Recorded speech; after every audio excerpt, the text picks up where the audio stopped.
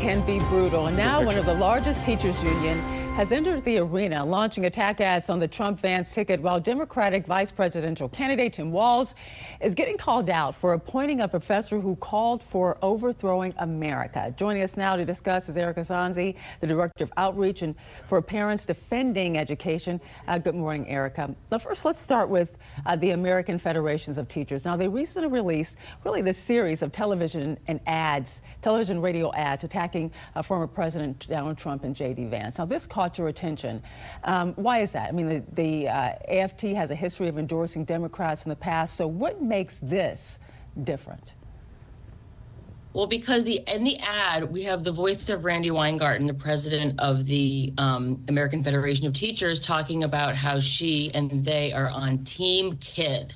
Mm-hmm. And so when you think about the words Team Kid, and then you think about how we're coming out of this pandemic where she did everything in her power to keep schools closed, locking students out of schools, sometimes for up to 18 months, and also, worked very hard to make sure that they maintained mask mandates in schools. The idea that she would call herself Team Kid, I think is really it would be laughable if it wasn't maddening. And the other thing I would just say is, if you are doing everything in your power to deny parents, low-income parents, from having other options in terms of schooling, again, I just don't know how you call yourself Team Kid.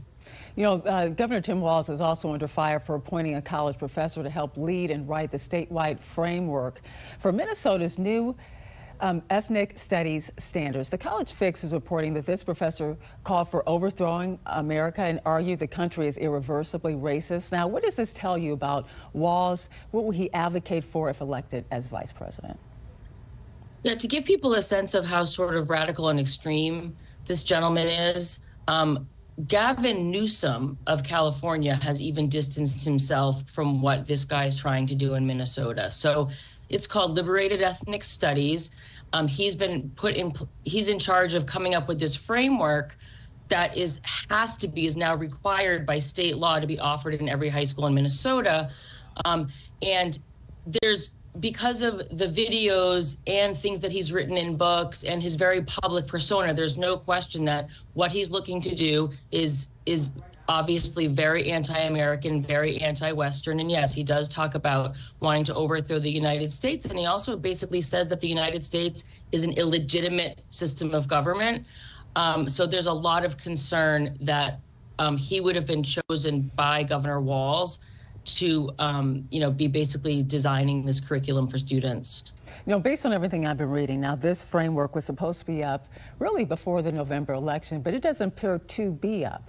What do you know about why this is being held up? This was supposed to be released to the public in August, mm-hmm. so that the public would have time to view it and comment on it. They missed that deadline. It was also supposed to have been released last week. They had another meeting. Again, no draft has been made available. So it appears, and it has to be done under state law by the end of October. So it appears that what they're basically doing is making sure nobody in the public gets their eyes on this prior to the election, because it really could be damaging to the campaign. Well, thank you so much, Erika, Parents Defending Education, the Director of Outreach. Thank you, Erika, for joining us this morning. Thanks for having me.